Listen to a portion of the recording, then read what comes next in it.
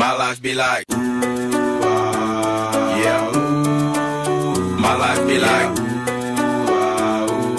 Il a compris le fait de dire comment on fait pour choisir ceux qui vont là. C'est ça que tu as entendu. Ok. Donc du coup, on essaie de répondre.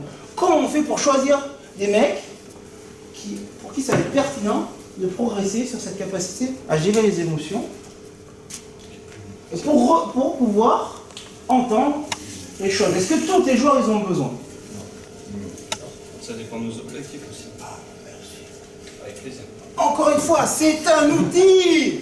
J'en ai besoin, j'en ai pas besoin. C'est quoi mon objectif? Ma population, mes joueurs, ils n'arrivent pas à gérer des carbites, se trompent, tout le monde s'excite. Et ils ont une capacité à pouvoir jouer à ce jeu. Mais peut-être que l'outil est pertinent.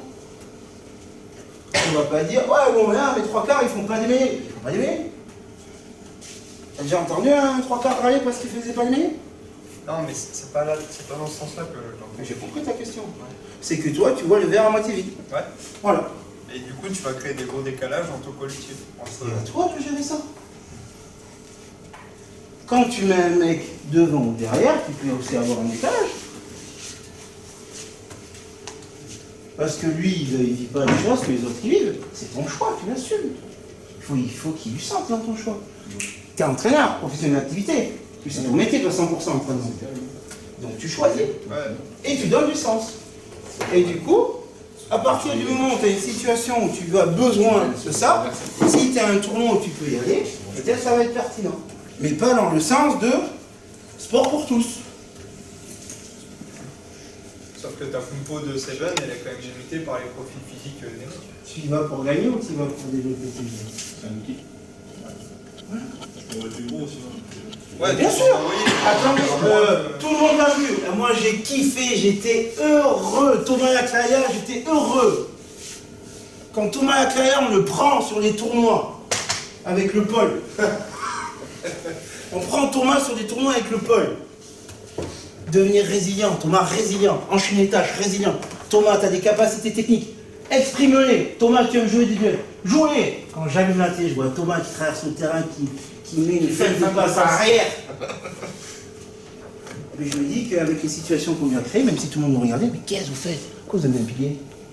C'est un jeune du pôle qui grandisse. Il n'est pas venu pour être champion de Hideki ou je sais pas quoi là. C'est un jeune qui a des ressources, des qualités. On lui fait vivre une situation pour le rendre meilleur. Pas à l'instant T. Professionnel d'activité, formation du joueur. C'est pas pour la semaine prochaine. On utilise quelque chose qu'on a réfléchi. Et là, forcément, quand un joueur vit des situations difficiles, désolé, on rentre sur la partie tactique, des situations difficiles où il fait des choix tactiques à haute intensité sur du rugby à 15, 1 contre 1 face à 2 contre 1 contre 1 ou 2 contre 1 face à l'arrière, mais Thomas, c'est une situation qu'il a reconnue dans sa pratique, dans son consciemment ou inconsciemment. On s'en fout qu'il soit conscient ou inconscient. Ce qui compte, c'est les résultats. Court terme, moyen terme, long terme. Objectif. Formateur de joueurs, formateur d'équipe. Sélectionneur. Sélectionneur, entraîneur. Court terme, il faut aller direct, vous allez voir Fabien Gatté. Et même lui, il n'y est pas dans le court terme. Les mecs, ça fait 4 ans, ils ont une feuille, ils disent, nous, 2023. Il faut gagner, mais surtout on veut faire ce qu'on veut. Vous voyez à la télé, il parle tout le temps, il explique ce qu'il fait. C'est vrai ou c'est faux? Il explique. S'il y a des mecs qui sont transparents, c'est ok. On joue comme ça, on fait des 900, on fait ci, on fait ça, pour ceux qui sont attentifs, c'est hyper riche. Donc ce qui est intéressant, c'est que toi derrière, tu utilises un outil par rapport à un objectif et tu es capable de justifier. Préparateur physique, tout le monde fait la même chose à la musculation?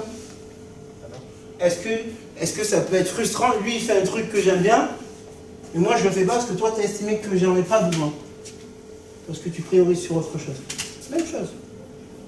Sauf qu'il faut tu vas y donner du sens. Tu vas y arriver. C'est là pour ça. Qu'est-ce qu'on a encore sur l'aspect, donc cette fois qu'on a vu, donc sur l'aspect affectif relationnel, être capable de rester connecté, de communiquer, joueur-joueur, joueur-entraîneur. Dans le jeu. On est dans la situation, on est dans le jeu. On a mis écouter ses partenaires. Ouais. Notamment dans les phases où on est en recherche de soutien dans le jeu, parce que c'est c'est un sport Ok. qui demande de faire Qui du peut nous mettre une situation de jeu qui amène du coup de la réaction sur écouter, réagir. Il y a une phase de rec ici, Ouais. où les joueurs sont, on va dire, placés Ouais. pas forcément dans les meilleures conditions, Mhm. où il y a un large, un large décalage là sur un moment. Vas-y, soutiens-le. Les deux peuvent appeler. Ouais. en Ok. Et c'est peut-être se rendre compte qu'ils ont raison. Ok, donc ce qui est intéressant là, c'est que là, ils nous proposent une situation où on est dans un sport d'espace où ils vont faire des choix par rapport à leurs ressources. Donc là, tu aurais pu contextualiser, on est à la 3e minute de la 2e mi-temps. Ils sont culs. Ils sont culs, d'accord? Et eux, ils se retrouvent avec des situations favorables, avec à la fois un déséquilibre, rapport de force, déséquilibre numérique et spatial. Du coup, pourquoi l'outil va être intéressant pour les joueurs qui ont besoin de lire des situations pour le rugby? Vu qu'il y a moins de joueurs sur le terrain, ça permet que cette situation, en fait, elle y est très souvent, mais vu qu'il y a beaucoup plus de joueurs, ils se disent je ne vais jamais appeler le ballon parce qu'en fait. Très souvent. On arrivera mieux à la distinguer justement sur un espace, sur le même espace avec plus de joueurs, comme Ouais. on l'aura déjà rencontré là. Ok. Donc moi j'ai bien aimé la répétition. Donc du coup, souvent répétition. Ce qui fait que vos joueurs, par rapport à cette notion de gestion de l'espace, d'un point de vue défensif, mais vos joueurs offensifs, ils vont vivre énormément de situations comme ça. Ce qui fait que vous, en tant qu'entraîneur, si vous avez des besoins, en tant que responsable de structure, si vous avez des besoins dans vos périodes de développement sur l'aspect perceptif décisionnel, peut-être ça va être un outil plus intéressant que des situations décontextualisées. J'en reviens, est-ce que c'est pertinent d'entraîner du Steven à l'entraînement? C'est une question. Donc du coup, quels sont les avantages et quelles peuvent être les limites? Donc là, on est sur l'aspect compétition. On est OK sur son invitation quand on vient sur l'entraînement? OK. Donc qu'est-ce qui est intéressant d'utiliser? Pourquoi c'est intéressant d'utiliser l'outil du CEVES? On reste sur les joueurs? Oui, OK. Sur les joueurs à l'entraînement. Quels sont les avantages? Moi, je trouve que ça permet de zoomer précisément sur toutes les actions. C'est-à-dire? Que ce soit sur une passe, au lieu qu'elle fasse 8 mètres, elle fait 12 mètres. Un ruck, au lieu d'être à 2, on est à 1 et il faut être très précis et efficace sur le comportement que les joueurs ont. Sur ce genre de Donc, ce qui est intéressant dans ce que tu dis, avantage, là, on est plus sur la dominante technique dans ce que tu dis là. Oui ou non? Ouais, plus technique. Ok. Donc, sur l'aspect technique, qu'est-ce que ça va amener aux joueurs à l'entraînement? Il faut qu'on fasse plus un match à 7 par exemple, ou De la qualité. La sollicitation. ça c'est bon ça. Voilà. Ce qui est intéressant avec ce jeu-là, qui te frustre, parce que derrière, tu te questionnes sur tout le monde, et du coup ça amène à la méthode, c'est, à partir du moment où on n'est pas nombreux, et bon, on a plus de responsabilité. Donc ça veut dire que quand on n'est pas nombreux, pour ceux qui ont un peu joué là, et bien on touche plus le ballon. Qui joue à l'aile ici? Qui joue à l'aile ici? Ok, qui joue à l'aile? Donc les ailiers à 15, moi j'ai fait des matchs à 15 en tant qu'ailier, j'ai pas touché un ballon, j'ai pas touché un mec. Pas touché un mec. J'ai pas touché un ballon. Et s'il faut dans une semaine ou dans 2 semaines, le match le plus important, eh bien j'aurai plein de ballons. Sauf que moi je suis déconnecté de ça. Et peut-être qu'à l'entraînement, je touche pas beaucoup de ballons parce qu'on fait la XY, là, et là, et que mes centres, j'ai joué aussi centre, ils font tout le temps tomber le ballon. Ce qui fait que là, quand on est une situation où tout le monde a la responsabilité, du coup on est sur de la suppléance, dans une seule situation, je vais avoir, dans un enchaînement de phases de jeu, je vais avoir plusieurs rôles, et puis la dimension technique, elle va être hyper intéressante. Non pas sur échec réussi, mais répétition. Et on peut faire la même chose sur le plaquage. Parce que là,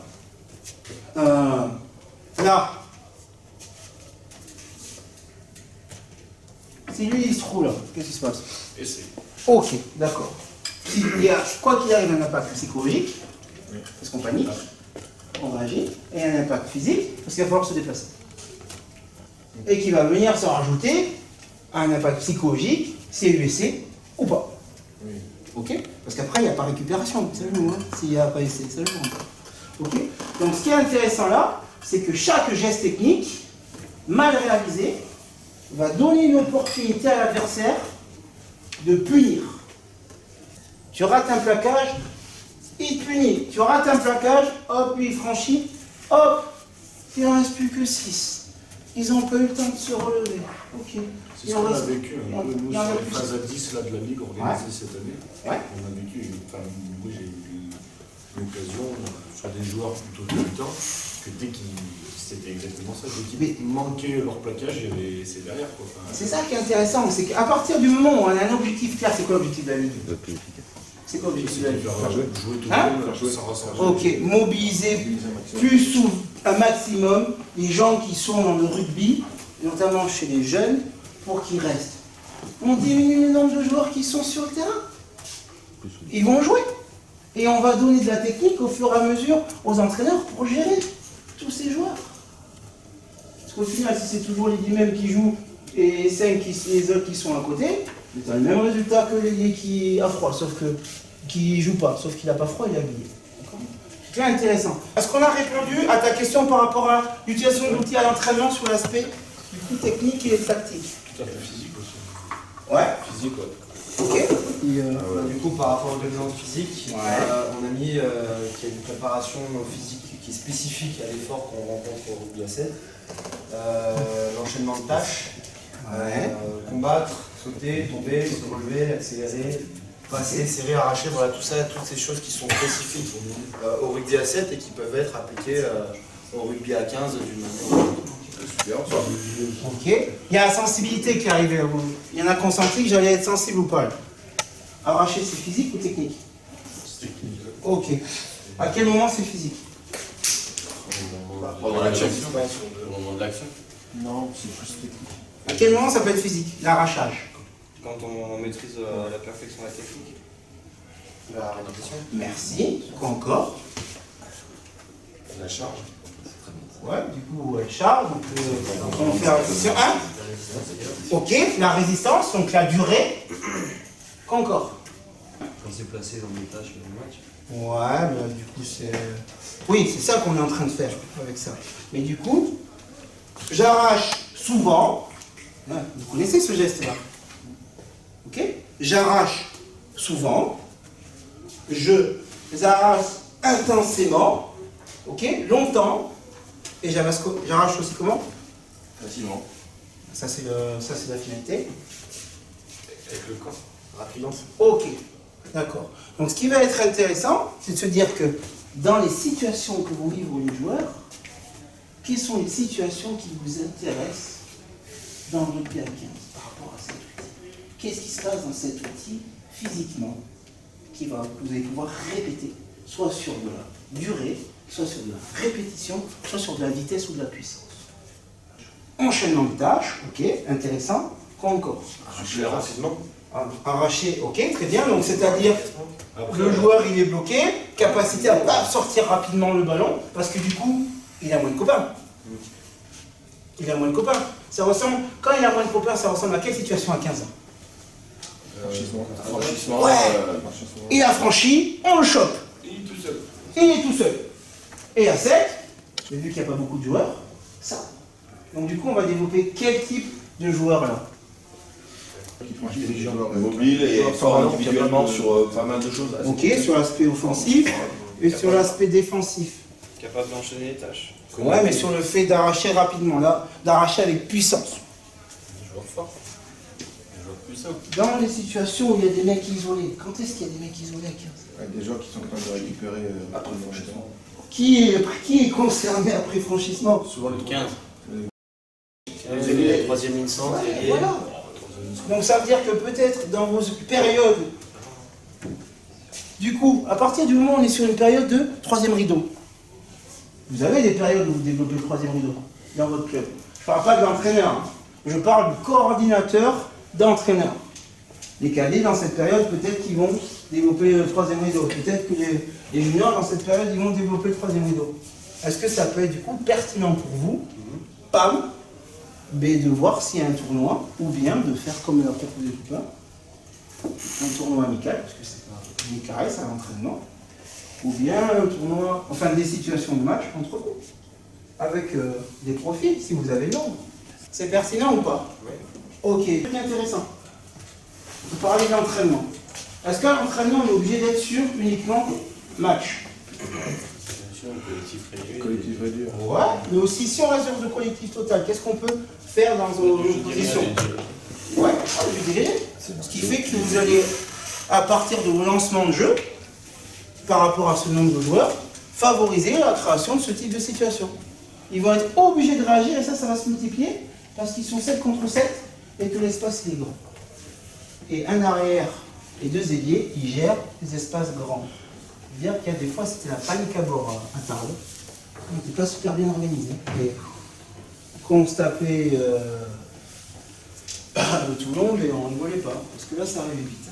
Il manque un truc là sur le physique, j'ai envie qu'on vous entende sur certaines choses. Les centres, les troisième lignes, les ailiers ou les neufs. Gratter. Les courses. Ouais, quoi comme quoi? Les courses longues. Voilà, génial les types. Génial. C'est quand il a dit ailier, c'est un peu. Du coup, vos ailiers, C'est toujours plus que bon. ils touchent très peu de balles. Après, peut-être que votre niveau il a augmenté, mais en général, ils touchent très peu de balles. Du coup, ce qui fait qu'ils manquent, qu'est-ce qui leur manque du coup, par rapport à la ressource physique? De la répétition. De la répétition. Okay. Et du coup, c'est quoi leur rôle à vos ailiers, en général? Finir. Finir.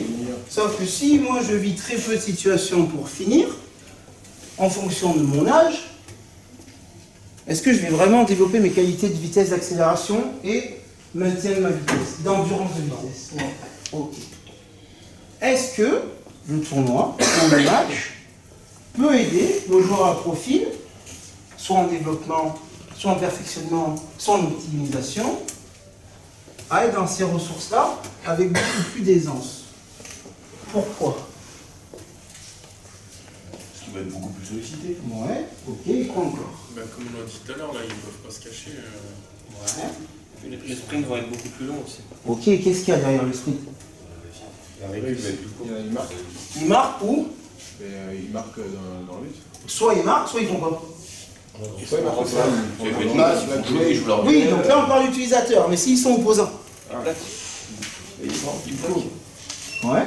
Ils font quoi dans le paquet? Bah, ils courent. Ok, et du coup, quand vous l'avez vécu ça, il y a un mec affranchi, vous arrivez, vous rattrapez, vous plaquez, il ne marque pas. Il se passe quoi? Bah, il faut se Héros. lever et... Acclamez pas le public. Héros, acclamez pas le public. Hein?